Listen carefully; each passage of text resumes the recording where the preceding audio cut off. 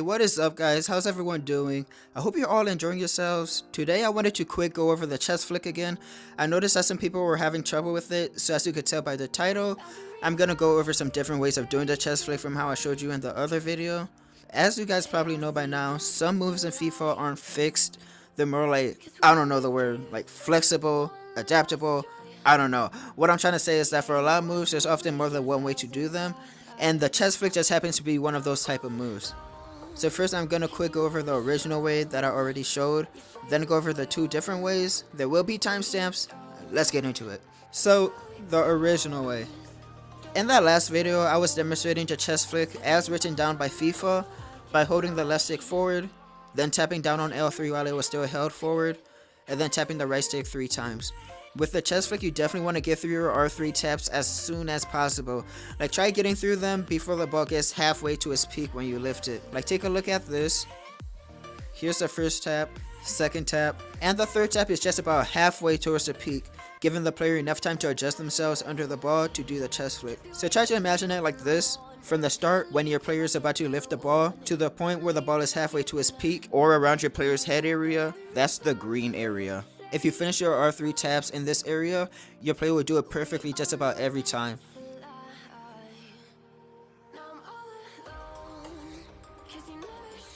The yellow area is between the halfway point to the peak. If you end your R3 taps after the halfway point but before the peak, the move registers later, which will result in the ball bouncing first, and then your player doing the chest flick. They still do it, but only after the ball bounces because they don't have enough time to position themselves. And of course, the red spot. This area is anywhere after the peak. So if you do your third R3 tap when the ball is coming down, the ball will just drop and your player will just stand there. So try and keep this in mind, as well as when we move on to the different methods.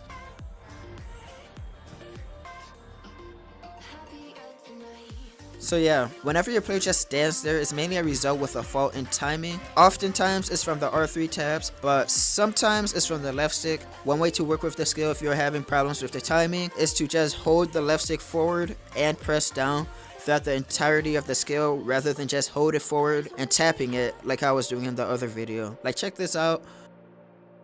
The left stick is pressed forward and held down and is kept like that throughout the rest of the skill. Whenever you hold the left stick forward for the entirety of the chest flick, as you can see, your player will literally throw their body into the ball, but they'll still catch it on the chest and do the chest flick. It's not the prettiest way to do the skill, but it does help fix the issue of your player just standing there and not moving.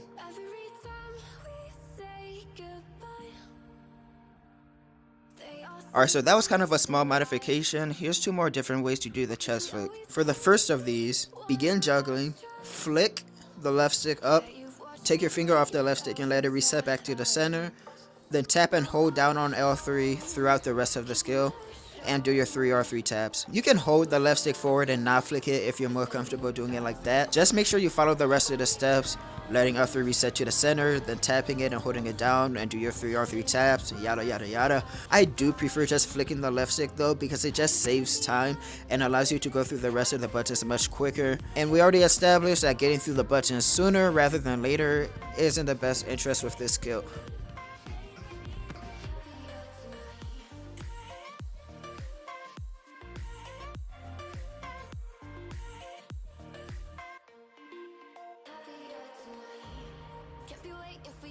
Alright, so the second different way, start off by holding L3 down while it's centered, and then hold it forward, and make sure it's still held down while you're holding it forward, and then do your 3 R3 taps. For all of these methods, make sure your R3 taps are consistently spaced.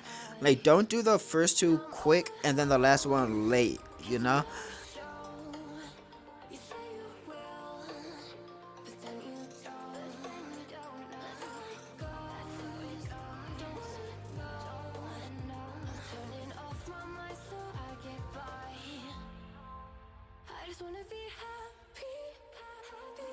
So yeah, those are some different ways to do the chest flick. My personal favorite is the one where you just flick the left stick up and then hold it down. But I mean, choose a pick. If you already got a handle on the chest flick, please stick to it. You know, if it ain't broke, don't fix it.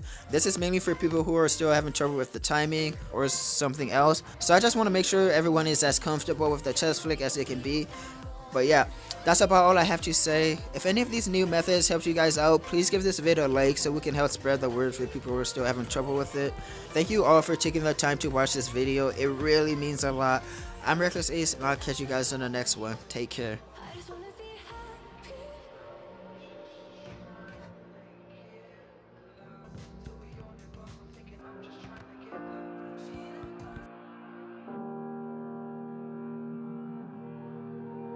Every time we say goodbye,